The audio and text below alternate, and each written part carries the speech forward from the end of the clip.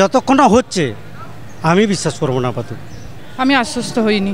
প্রত্যেক বঞ্চিত তাদের চাকরি ফেরত পাবে। দিদির কথাতে আশ্বস্ত। বিশ্বাস করা যাচ্ছে না।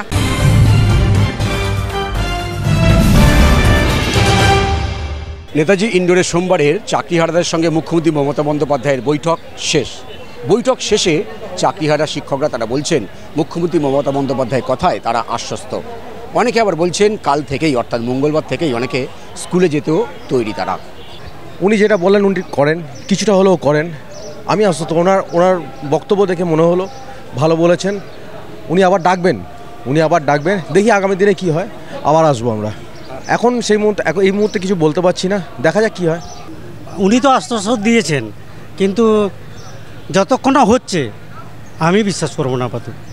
দিদি বললেন আমি যতদিন আছি ততদিন আপনাদের চাকরি আছে বলে মনে করুন। আমরা শুধু মনে করবো আর কি চাকরি আছে বলে। তো স্কুলে যাব নাকি সেটা বলতে পারছি না, শুধু মনে করবো যে চাকরি আছে। আমি আশ্বস্ত হইনি, দেখা যাক শেষ পর্যন্ত কি হয়।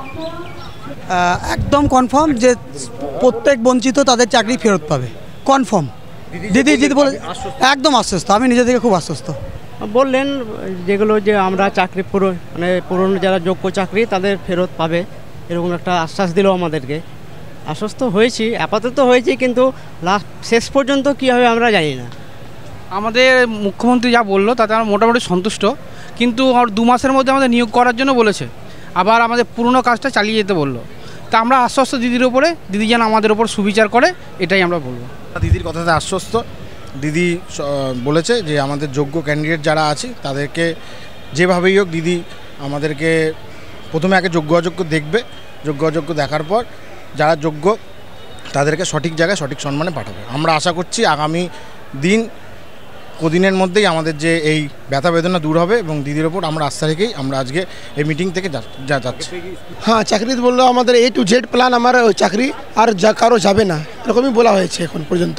হ্যাঁ, কাল থেকে আমরা স্কুল যাবো। আমার কিছু টার্মিনেশন পাইনি। আমাদের অ্যাপয়েন্টিং অথরিটি আছে SSC আর ওয়েস্ট বেঙ্গল বোর্ড, আর তারপরে রিজেক্ট তো ওরাই করবে। এখানে ওরা কিছু বলিনি, আমরা স্কুল যাবো যেরকম যাই।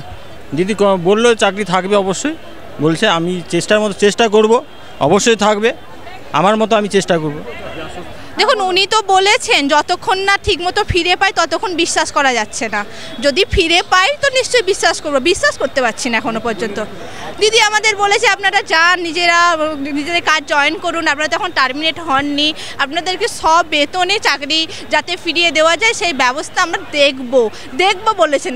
এবার বলতে পারছি না কি হবে। অনেক চাকরিহারা শিক্ষক যারা তারা মুখ্যমন্ত্রী মমতা বন্দ্যোপাধ্যায়ের কথায় আশ্বস্ত হলেও অনেকে কিন্তু বলছেন যে না আঁচানো পর্যন্ত কিন্তু বিশ্বাস নেই তাদের। তবে শেষমেশ তাদের চাকরি ফিরে দেওয়া সম্ভব হয় কি না সেটা সময় বলবে। ক্যামেরায় রবি দত্তের সঙ্গে বিশ্বজিৎ হালদার, ওঙ্কার বাংলা।